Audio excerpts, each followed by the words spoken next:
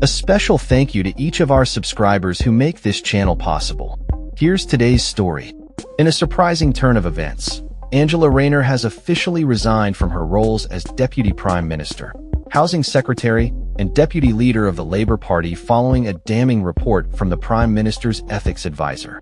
The report concluded that Rayner breached the ministerial code by underpaying stamp duty on her £800,000 seaside flat in Hove.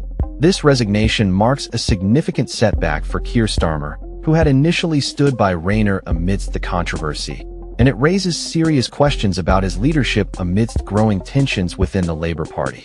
The ethics advisor, Sir Laurie Magnus, acknowledged Rayner's commitment to public service, but ultimately found that her actions regarding her tax affairs were in violation of the ministerial code. This conclusion has not only led to Rayner's departure, but has also left Starmer's authority significantly weakened. In her resignation letter, Rayner expressed her deep regret for not seeking additional tax advice during the purchase of her flat, which has now led to a potential tax liability of up to £40,000 due to her incorrect classification of the property. Rayner's exit is particularly damaging for the Labour government as it loses one of its most prominent working-class voices at a time when it is struggling to reconnect with its traditional voter base. The party is currently trailing behind Reform UK in the polls, and Rayner's departure could exacerbate these challenges. She had previously referred herself to the ethics advisor after realizing the tax error, admitting that she had classified the flat as her only property despite having a financial interest in another home due to a trust set up for her son, who has lifelong disabilities. The situation has been further complicated by the fact that Rachel Reeves, the Chancellor, is reportedly considering increasing property taxes in the upcoming budget, a move that Rayner had previously suggested. This has put the government in an awkward position, especially as Rayner was a vocal advocate for raising stamp duty on commercial properties to combat tax avoidance. Critics have been quick to pounce on the situation. Nigel Farage, leader of Reform UK, described Rayner's resignation as indicative of a government that has failed to live up to its promises of integrity and accountability.